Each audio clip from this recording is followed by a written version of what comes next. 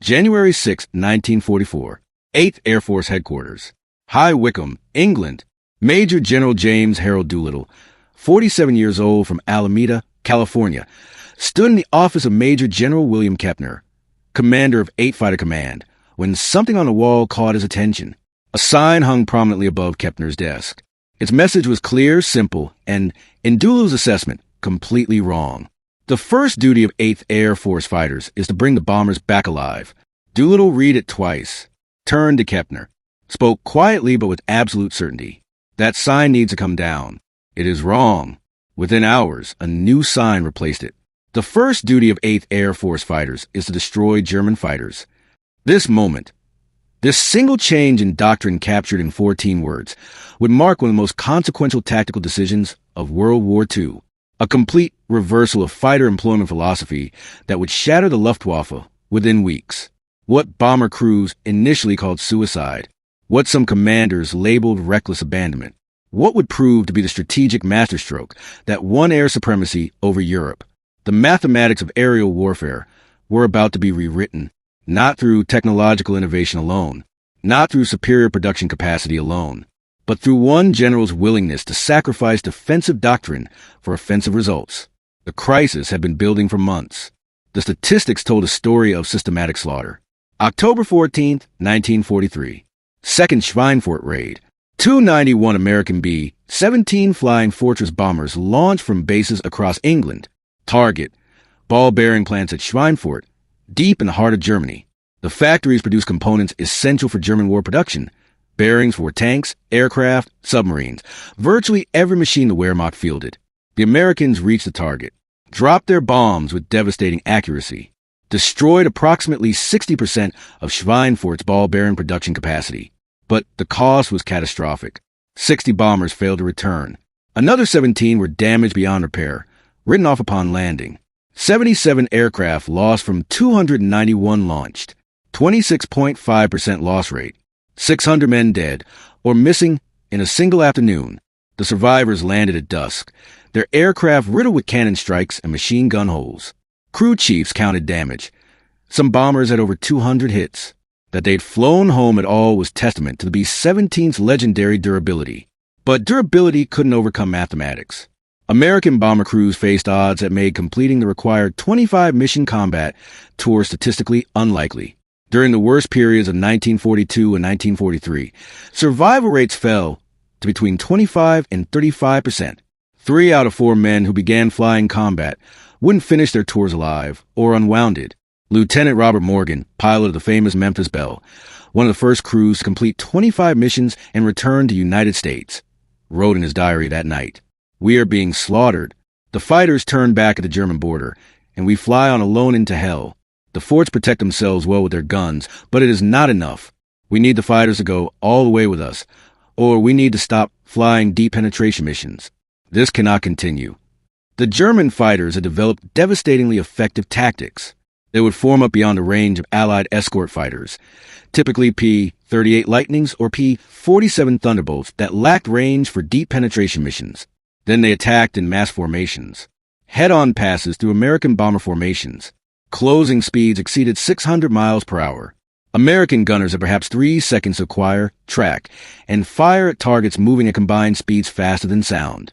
German fighters equipped with 30 million Malawian Quachas, 108 cannons, and air-to-air rockets, were for granted 21 unguided missiles with 40 kilograms warheads, could destroy AB-17 with a single hit. The problem was brutally simple. American escort fighters lacked range to accompany bombers to distant targets. Over Schweinfurt, P-47 Thunderbolt escorts had turned back approximately 300 miles from target. Their internal fuel capacity couldn't sustain flight deeper into Germany and still return to England. The bombers continued alone, fighting for their lives against German fighters that could attack with complete impunity. No American fighters to interfere. No threat to German formations during assembly. No reason to break off attacks early. The Luftwaffe could choose the time, place, altitude, and direction of every engagement. They held initiative completely. General Henry Hap Arnold, commanding general of United States Army Air Forces, issued an ultimatum in December 1943. Unless the German Air Force is destroyed, Operation Overlord cannot proceed. American bombers cannot continue to sustain losses at current rates. Find a solution or the strategic bombing campaign ends. The planned invasion of Normandy, scheduled for spring 1944, required absolute air supremacy. Ground forces could assault defended beaches if German aircraft could attack landing craft, strafe infantry, bomb supply ships. But air supremacy seemed impossible when American bombers were being destroyed at rates exceeding 10% per mission. Something had to change. Fundamentally. Immediately. Before we continue with how one sign change destroyed the Luftwaffe in 6 months, and why bomber crews initially called it suicide until they realized it saved their lives. If you're fascinated by these stories of counterintuitive tactical decisions that violated every regulation but won wars, subscribe and hit the notification bell. We publish deeply researched military history documentaries every week that bring you the command decisions that changed everything. Now, back to January 1944 and the directive that would rewrite air combat doctrine forever. The solution arrived in November 1943 in the form of a sleek silver fighter that would change everything. The North American P-51 Mustang, powered by a Packard-built Rolls-Royce Merlin V 1650 engine, producing 1,695 horsepower at war emergency power, possessed capabilities that seem almost impossible for a single-engine fighter. Range: with external drop tanks, 2 75-gallon wing tanks, plus one 85-gallon fuselage tank. The Mustang could escort bombers 1,600 miles to any target in Germany and return to England. Total combat radius exceeded 750 miles. Speed: the P-51D variant cruised at 437 miles per hour at 25,000 feet. Maximum speed exceeded 440 miles per hour at altitude, faster than any operational German fighter at heights above 20,000 feet. Altitude performance: the two-stage, two-speed supercharged Merlin engine thrived in thin air where other engines struggled. The Mustang could reach 41,000 feet and fight effectively at altitudes where Messerschmitt Bf-109s and Focke-Wulf FW-190s experienced severe performance degradation. Armament: 6.50 caliber Browning M2 machine guns with 400 rounds per inboard guns, 270 rounds per outboard guns. Total, 1,880 rounds. Rate of fire: approximately 800 rounds per minute combined. Effective range: 800 yards. Captain Charles Chuck Yeager, flying P-51s with 357 Fighter Group, described the aircraft's impact in his combat report dated December 12, 1943. The P-51 is faster, climbs better, and turns tighter than anything the Germans have below 25,000 feet. Above that altitude, we're superior in every category. For the first time since this war started, we have an aircraft that can go anywhere the bombers go and fight when we get there. This changes everything. But having the range to escort bombers all the way to target was only half the solution. The tactical employment of those escorts would determine victory or defeat. Under existing doctrine, established by Major General Ira Eaker, outgoing commander of 8th Air Force, fighters flew in tight formation around bomber streams. The doctrine emphasized proximity. Fighters maintained visual contact with assigned bomber formations at all times. Typical distance: within 1 mile. Defensive posture: if German fighters attacked, American escorts would engage them, but only long enough to drive them away before returning to close formation with bombers. Conservation force: fighters avoided extended combat that might separate them from bombers or deplete ammunition/fuel needed for return flight. Priority hierarchy: protection of bombers took absolute precedence over destroying enemy fighters. The sign on Kepner's wall reflected this philosophy perfectly. The first duty of 8th Air Force fighters is to bring the bombers back alive. This defensive posture created a fatal tactical dynamic. German pilots could choose the time and place of every attack. They would mass formations beyond visual range, typically 50 to 80 fighters in coordinated Gefechtsverband battle formation. Then they would dive through American bomber streams at maximum speed, inflicting casualties, and escape before American fighters could effectively counterattack. The escorts reacted to German initiative but never seized it. American fighters spent missions circling bomber formations, waiting for German attacks. When attacks came, American fighters would engage, but only until Germans broke off, at which point Americans returned to defensive positions. The Germans controlled tempo. They controlled engagement distance. They controlled when combat began and when it ended. American fighters, despite possessing aircraft superior in most performance categories, fought from disadvantaged positions because Doctrine required them to remain defensively tied to slow-moving bomber formations. Major General Ira Eaker had institutionalized this doctrine. Eaker, a bomber pilot himself with extensive experience in B-17s, genuinely believed bombers could protect themselves through interlocking fields of defensive fire. Each B-17 carried 2.50 caliber guns in nose, early models, 2.50 caliber guns in dorsal turret, 2.50 caliber guns in ventral turret, 2.50 caliber guns in tail turret, 1.50 caliber gun in each waist position. Total 13.50 caliber machine guns per aircraft. A tight combat bot formation of 18 B-17s could theoretically bring 234 machine guns to bear on attacking fighters. Eaker believed his firepower, combined with fighter escorts flying close defensive positions, provided adequate protection. The statistics from Schweinfurt proved otherwise, but Doctrine persisted. James Harold Doolittle saw the situation differently. Doolittle was not a bomber pilot. He was a fighter pilot, test pilot, racing champion, and aeronautical engineer who held a doctorate from MIT. He understood aircraft performance in ways few others did. More importantly, he understood tactical dynamics from perspective of someone who'd spent decades thinking about how fighters fought. By 1940, Doolittle understood flight dynamics, engine performance, structural limits, and tactical employment of aircraft better than virtually anyone alive. The raid that made Doolittle famous, April 18, 1942, strike on Tokyo by 16B, 25 Mitchell bombers launched from carrier USS Hornet, had been audacious, technically difficult, strategically brilliant. Launching medium bombers from carrier deck wasn't supposed to be possible. The B-25 required longer takeoff roll than carrier deck provided. But Doolittle calculated precise weight limits, flap settings, and wind over deck requirements that made it feasible. He personally led the raid, received Medal of Honor, proved that audacious tactics executed with technical precision could achieve results that conventional doctrine said were impossible. Now, he commanded 8th Air Force with mandate from General Arnold. Solve the fighter problem or the strategic bombing campaign ends. On January 6, 1944, Doolittle's first full day commanding 8th Air Force, he met with General Kepner and issued revolutionary orders. The new directive: 1. Fighters will not remain defensively tied to bomber formations. 2. Fighters will fly ahead of bomber streams, ranging up to 50 miles forward and 25 miles to either side, actively hunting German fighters. 3. Fighters will attack German formations during assembly before they can organize coordinated attacks on bombers. 4. After bombers complete attacks and turn for home, American fighters will not return with them.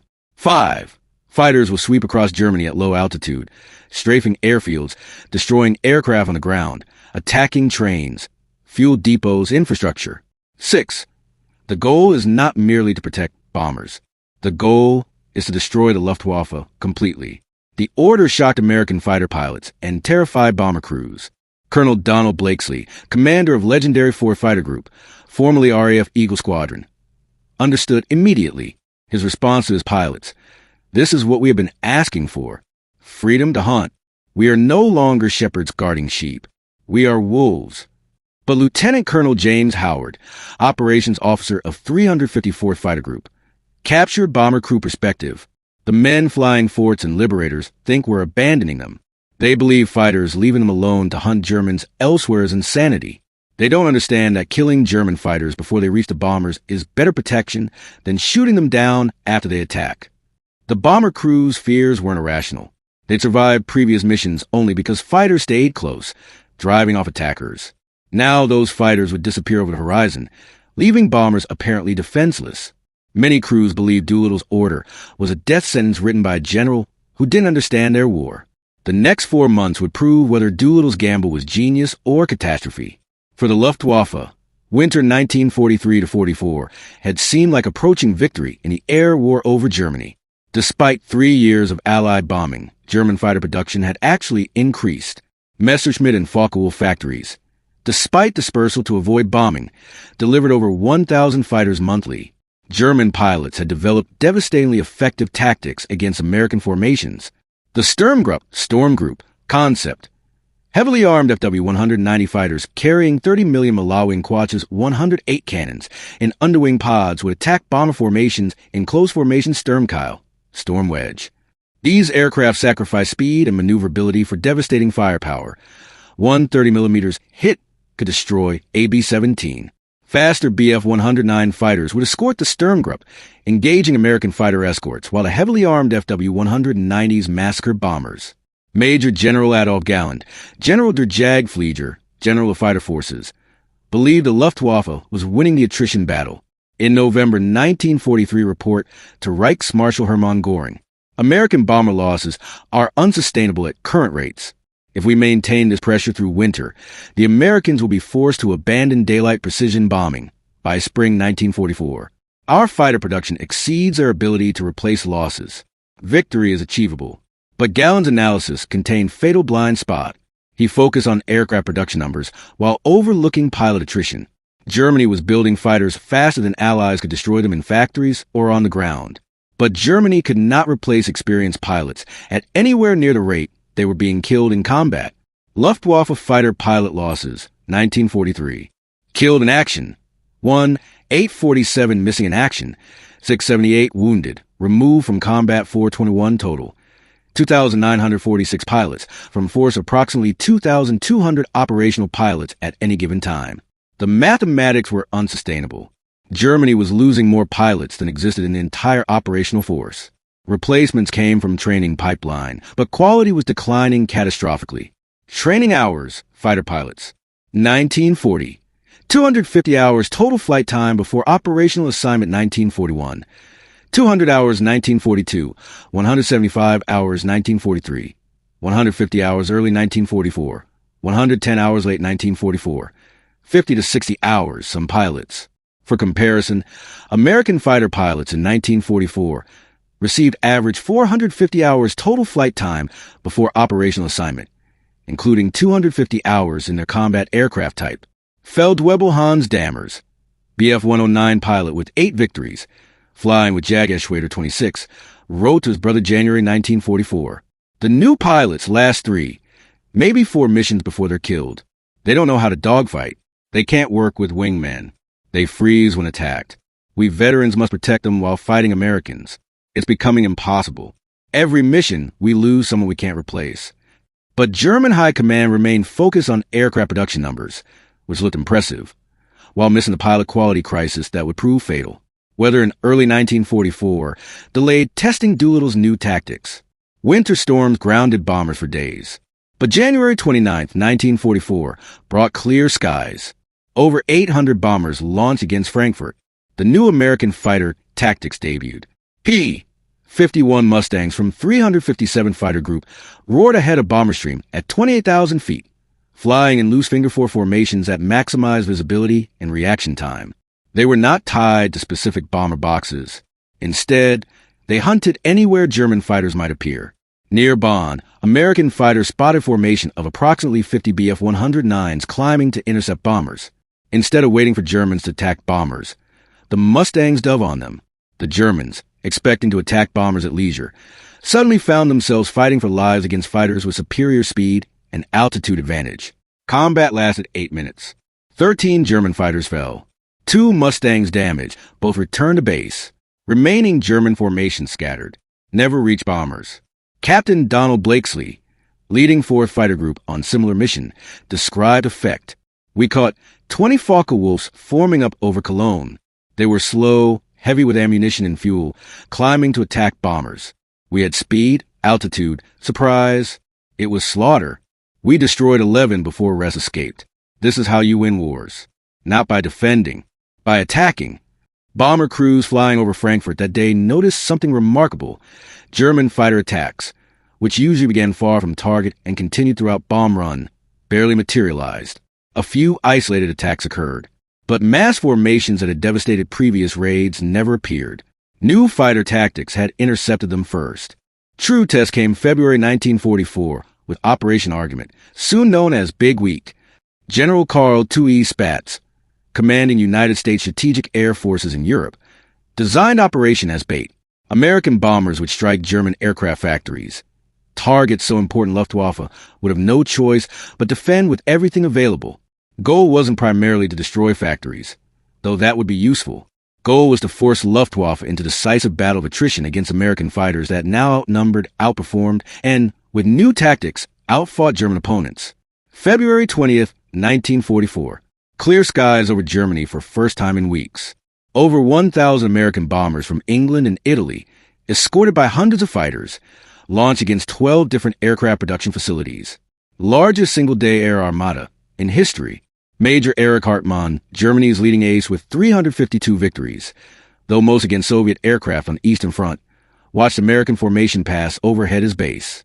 Understood immediately what was happening. This is not bombing raid. This is fighter battle with bombers as excuse. They want us to come up and fight. We have no choice. Luftwaffe responded with everything available. Over 900 German fighters scrambled to intercept American formations. Sky over central Germany erupted into largest air battle in history. Contrails from thousands of aircraft crisscrossed at altitudes from sea level to 40,000 feet.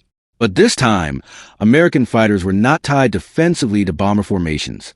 They ranged across hundreds of miles of German airspace, attacking German fighters wherever found. On the ground, taking off, forming up approaching bombers. Mustangs and Thunderbolts hunted relentlessly. Notable engagement.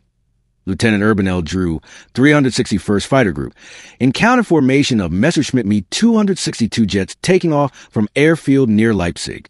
The Me-262, Germany's revolutionary twin-jet fighter, was fastest aircraft in service. Maximum speed 540 miles per hour. Deadly once airborne, but taking off vulnerable. Drew dove from 30,000 feet. Screamed through flak. Opened fire on lead jet as it lifted off runway. The jet exploded. He destroyed second jet before it could gain speed. Other jets scattered. Drew's combat report became legendary. The jets are dangerous in air, but they must take off and land like any aircraft. Catch them there, and they burn like any other. First day, big weak results. American losses. 21 bombers. For fighters, German losses. 52 plus fighters destroyed. 38 pilots killed or seriously wounded. By standard of Schweinfurt 3 months earlier, 60 bombers lost. This was miraculous. But German losses were catastrophic. Not just aircraft, which would be replaced in production, but pilots. Experienced pilots. Men with hundreds of combat hours. Squadron leaders. Flight commanders. Irreplaceable. For next 5 days, whenever weather permitted, attacks continued. American bombers struck. Regensburg, Messerschmitt Factory, Brunswick, FW-190 components, Schweinfurt, ball bearings, Gotha Me-110 Factory, Augsburg, Me-109 Factory. Each raid brought hundreds of bombers and fighters. Each raid forced Luftwaffe to respond. Each raid cost Germany fighters and pilots it could not replace. Major Heinz Barr, German ace with over 220 victories, described impossible situation in diary. We shoot down bombers, but fighters are everywhere. We form up and they attack before we can attack. We land to refuel, and they strafe airfield. We take off and they're waiting. No escape. For every bomber we destroy, we lose 2 fighters and pilots. This cannot be sustained. By February 25th, when Big Week included, statistics told story. American losses. 226 heavy bombers, 28 escort fighters, approximately 2,600 aircrew casualties, killed, wounded, missing. Serious losses. But American production and training replaced them within 1 month. German losses. 355-plus fighters destroyed in combat, 90-plus damage beyond repair, nearly 100 pilots killed, 50-plus seriously wounded. These pilots averaged over 3 years combat experience. Squadron leaders. Flight commanders. Instructors. The men who trained new pilots and led formations in combat. Irreplaceable. Lieutenant Colonel Herbert Eilfeld, commander of Jageschwader 1. Wrote and reported Galland. We're losing most experienced men. New pilots cannot survive against American fighters. Within 3 months, we'll have aircraft, but no one capable of flying them in combat. Doolittle's strategy extended beyond air combat. Second phase of Directive. Strafing attacks on German airfields and infrastructure. Every day, as American fighters returned from escort missions, they would drop to low altitude and attack targets of opportunity across Germany. Airfields aircraft on ground fuel trucks, hangars, locomotive supply depots. Airfields suffered particularly heavy damage. German pilots described returning from combat missions to find their home airfields under attack, forced to divert to alternate bases or land amid strafing runs. Major Gunther Rahl, Luftwaffe ace with 275 victories, described psychological impact. We used to feel safe on our own airfields. Now nowhere is safe. Americans attack morning, noon, evening. Pilots survive combat only to die on ground. Mechanics killed servicing aircraft. Fuel trucks explode. We cannot maintain operations under constant attack. Cumulative effect became apparent March 1944, when 8th Air Force launched first major raids on Berlin itself. March 6, 1944. 730 bombers escorted by 800 fighters struck German capital. Symbolic and strategic importance of Berlin meant Luftwaffe had no choice but respond with maximum effort. They did. Over 150 German fighters engaged American formations. Resulting battle raged across hundreds of miles as fighters clashed while bombers pressed toward targets. Final tally. American losses: 69 bombers, 11 fighters. German losses: 160-plus aircraft destroyed, 50-plus damaged. German pilot casualties: nearly 70 experienced pilots killed or wounded in single day. For Luftwaffe, it was disaster from which recovery was impossible. Captain Johannes Wies, Gruppen Commander, Group Commander of I/JG-52, survived March 6 battle. Wrote that evening, "Today I watched German fighter arm die. We threw everything against them, and it was not enough. They shot us down faster than we could shoot them. Their losses are temporary. Ours are permanent. War is lost." Between January and May 1944, cumulative attrition became unsurvivable for Luftwaffe. German fighter pilot losses January-May 1944. Killed in action: 783 missing in action, 312 seriously wounded, 156 total, 1,251 pilots. This represented nearly one-quarter of all fighter pilots available at start period. More critically, losses fell heaviest on most experienced pilots. Veterans, men with dozens or hundreds of victories, were systematically killed. They died because they were most aggressive, because they led from front, because they tried to protect inexperienced newcomers who couldn't protect themselves. Notable aces killed January-May 1944. 28 aces with 30-plus victories, 8 aces with 100-plus victories. Each represented years of training and combat experience. Each was literally irreplaceable. Training pipeline could not keep pace. 1944 training statistics. New fighter pilots graduated. 29,000 average total flight time. 110 hours, down from 200 hours in 1943. Some late war pilots, as little as 50 hours total. American pilots same period, for 50-plus hours total, including 250 hours in combat aircraft type. Major Hans Philipp, German ace with 206 victories, described new pilot situation in final letter home before being killed October 1943. Boys arrive at squadron, unable to fly formation properly. Don't understand tactical principles. Panic under fire. In combat with experienced Americans flying superior aircraft, they survive one, maybe two missions. Then they die. We cannot teach them fast enough. No time. Disparity in aircraft production told another part of story. First 6 months 1944. American fighter production: 22 400-plus aircraft. German fighter production: 9,200 aircraft. Numerical advantage overwhelming, but qualitative advantage made disparity decisive. P-51 Mustang was simply superior to BF-109 and FW-190 in most combat situations. Faster at altitude, better range, obvious. Superior high-altitude performance equal or better maneuverability. 6.50 caliber guns effective to 800 yards. Colonel Hubert Hub Zemke, commanding 56 Fighter Group flying P-47 Thunderbolts, noted combined effect. We have more fighters, better trained pilots, better tactics, unlimited fuel and ammunition. Germans have brave men flying good aircraft they cannot keep supplied or properly maintained. Courage cannot overcome such disadvantage forever. By April 1944, transformation was complete. German fighter strength, measured in operational aircraft and pilots, had fallen to less than 60% of January levels. More importantly, quality had declined catastrophically. Veteran formations that had savage bomber raids October 1943 no longer existed. New Luftwaffe consisted largely of inexperienced pilots flying aircraft with insufficient fuel, inadequate ammunition, minimal maintenance.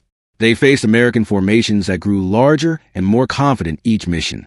May 8, 1944. 8th Air Force dispatched nearly 900 bombers to attack oil refineries and marshalling yards across Germany. Over 750 escort fighters accompanied them. Not a single German fighter rose to intercept. Luftwaffe, for first time, conceded sky without fight. General Galland reported to Goring that day, "Fighter forces destroyed. We have aircraft but cannot fly them for lack of fuel. We have pilots, but most cannot fight effectively. Americans attack at will. We can no longer contest their air superiority." Strategic impact became clear June 6, 1944. D-Day. Allied air forces flew over 14,000 sorties on first day of invasion. Luftwaffe fighters flew fewer than 300 sorties. Disparity allowed Allied ground attack aircraft to devastate German positions while bombers isolated battlefield from reinforcements. Field Marshal Erwin Rommel, commanding German forces in France, sent urgent message to his wife June 10th. "Enemy has complete air superiority. Our troops cannot move in daylight without being attacked. Supplies cannot reach front. Without air cover, we cannot hold invasion beaches. The situation is hopeless." Transformation from October 1943 to June 1944 was staggering.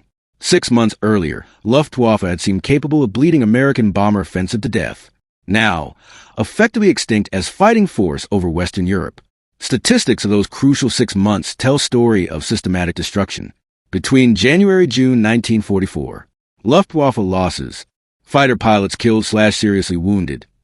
2, 500 plus, representing approximately 75% of available fighter pilot force at start of period. American losses, same period. Fighter pilots killed/missing. For 20 bomber crew casualties, 7,000 killed, wounded, captured. American losses serious, but sustainable given training capacity and aircraft production. Kill ratios had reversed completely. October 1943. German fighters destroying American bombers at rate of 20:1 in their favor. May 1944.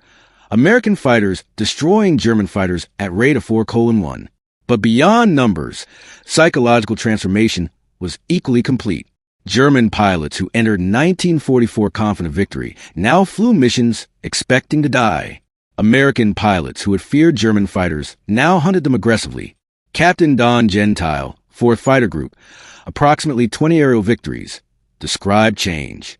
In January, we were glad when Germans didn't attack.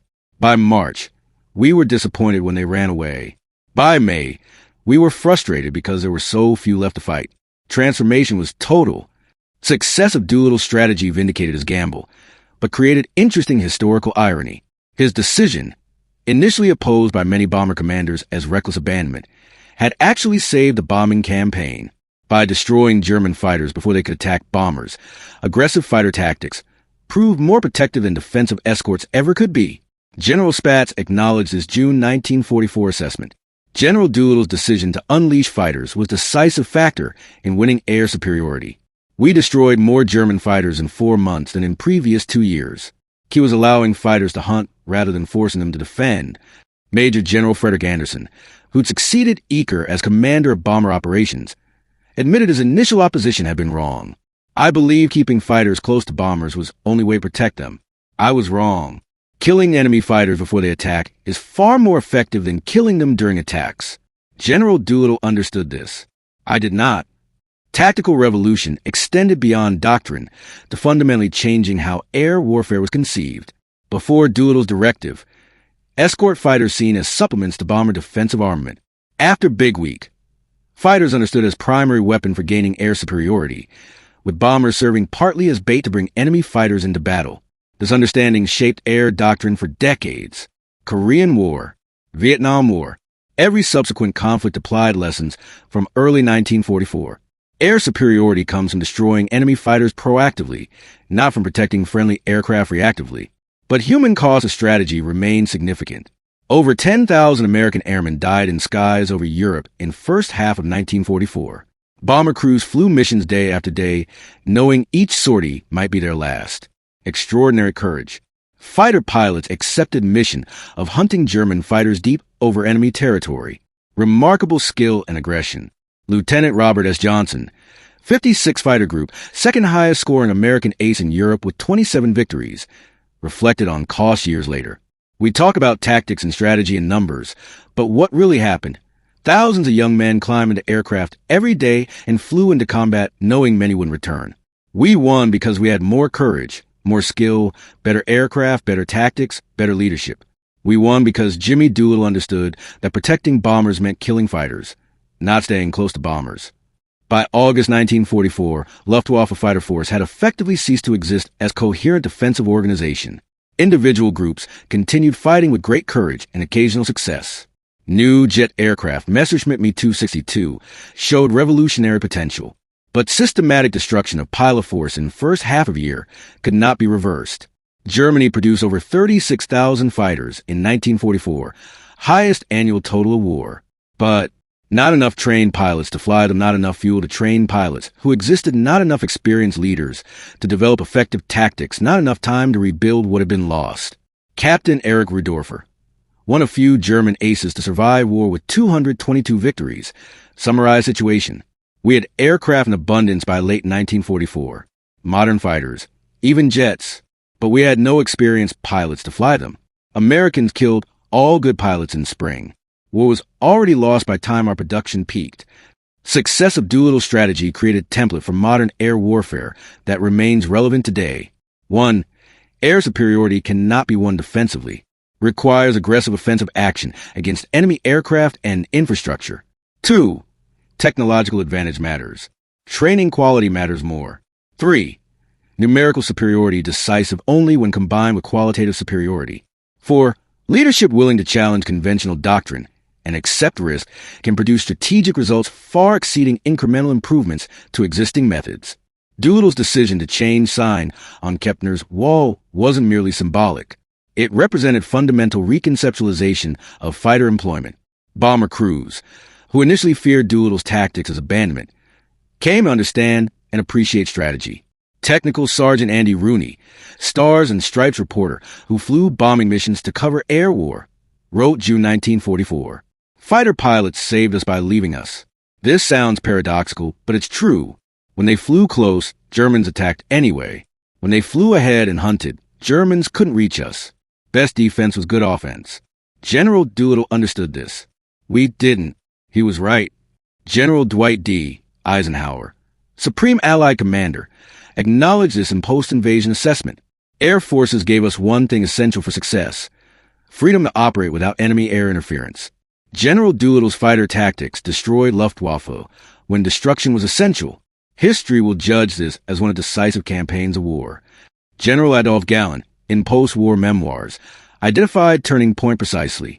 When Americans changed their fighter tactics January 1944, they won air war. We could fight American bombers. We could not fight their fighters and bombers simultaneously. Once they freed fighters to hunt us, we were doomed, and was simply a matter of time. Lieutenant General James H. Doolittle retired from Air Force 1946, having commanded 8th, 15th, and 12th Air Forces during war. Received numerous decorations: Medal of Honor, multiple Distinguished Service Medals, honorary knighthood from Britain. Above all achievements, he considered fighter directive his most significant decision. 1970s interview, Doolittle reflected, "Changing fighter tactics was hardest decision I made. Bomber commanders opposed it. Bomber crews feared it. Some fighter pilots thought it was suicide. But I knew from my own experience as fighter pilot that offensive action wins air battles. You cannot win by defending. You win by attacking. Losses were terrible, but they would have been worse under defensive tactics. We won because we accepted risk and attacked aggressively."